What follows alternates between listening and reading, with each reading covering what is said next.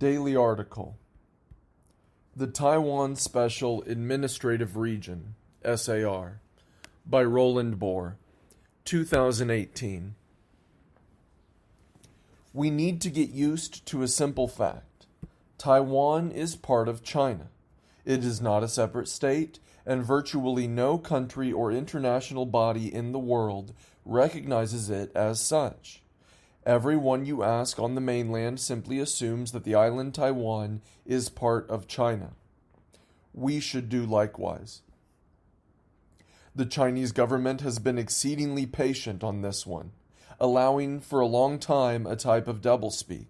On the one hand, some people speak of Taiwan as though it were a state, and yet governments around the world, as well as the UN, recognize the one China principle.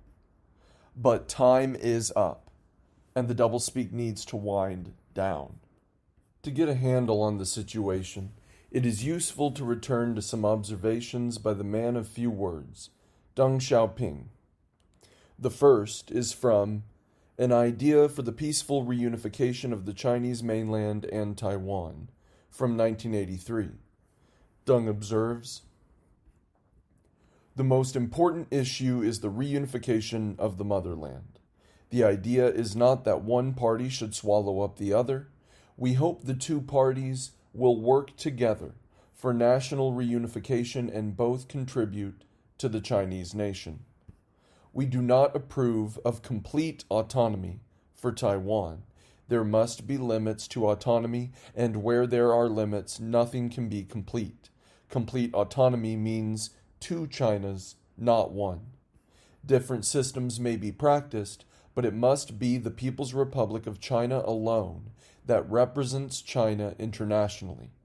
We recognize that the local government of Taiwan may have its own separate set of policies for domestic affairs, and although as a special administrative region Taiwan will have a local government, it will differ from local governments of other provinces, municipalities, and autonomous regions. Provided the national interests are not impaired, it will enjoy certain powers of its own that the others do not possess." A year later, Deng made the following observations during talks in Hong Kong and in preparation for its long overdue return to China. This is from his famous One Country, Two Systems piece. "We are pursuing a policy of one country, two systems. More specifically, this means that within the People's Republic of China, the mainland with its 1 billion people will maintain the socialist system, while Hong Kong and Taiwan continue under the capitalist system. In recent years, China has worked hard to overcome left mistakes and has formulated its policies concerning all fields of endeavor in line with the principle of proceeding from reality and seeking truth from facts. After 5.5 years, things are beginning to pick up. It is against this background that we have proposed to solve the Hong Kong and Taiwan problems by allowing two systems to coexist in one country. The concept of one country, two systems has been formulated according to China's realities, and it has attracted international attention. China has not only the Hong Kong problem to tackle, but also the Taiwan problem. What is the solution to these problems? As for the second, is it for socialism to swallow up Taiwan, or for the three people's principles preached by Taiwan to swallow up the mainland? The answer is neither.